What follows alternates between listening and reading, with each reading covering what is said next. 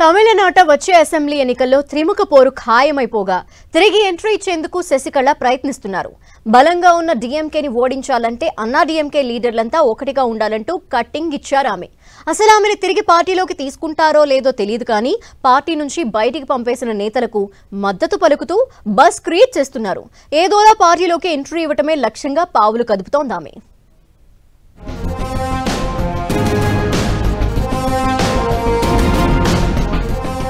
తమిళ రాజకీయాల్లో రీఎంట్రీ కోసం శశికళ తాపత్రయం.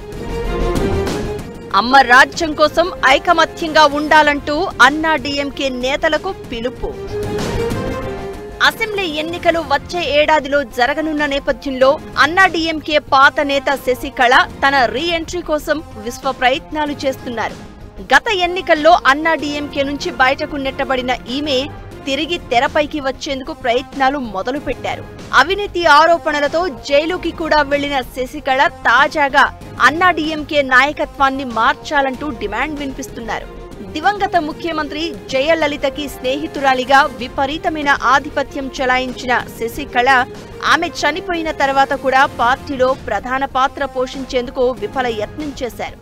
అయితే బీజేపీ ఎంట్రీతో అన్నా డీఎంకేలో పన్నీర్ సెల్వం, పళనిస్వాములే ముఖ్యమంత్రులుగా పాలన సాగించారు. తర్వాత పార్టీ ఓడిపోయింది. ఈ క్రమంలో శశికళ తన మేనల్లుడు దినకరన్తో సొంతంగా పార్టీ పెట్టించి తన ఉనికి కోసం తాపత్రయపడ్డారు. అయితే టీటీవీ దినకరన్ కూడా ఓడిపోవడంతో వీరికి అన్నా డీఎంకేలో ఉంటేనే కాస్త ఓట్లు రాలడం తప్ప సొంతంగా సత్తా లేదని రుజువైంది.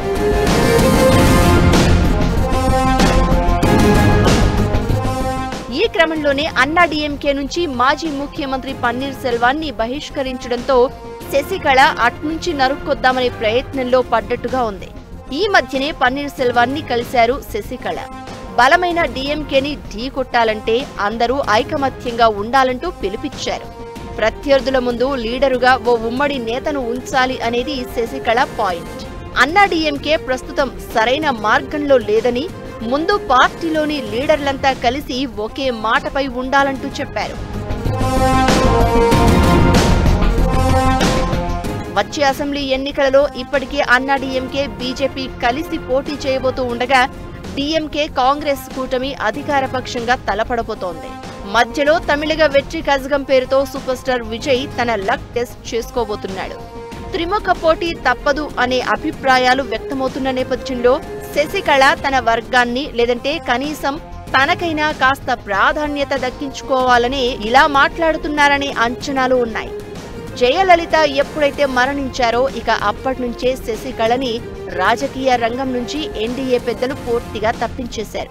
ఇప్పుడు వారి ఆమోదం లేకుండా అన్నా డీఎంకేలోకి శశికళ ఆగమనం ఉండకపోవచ్చు.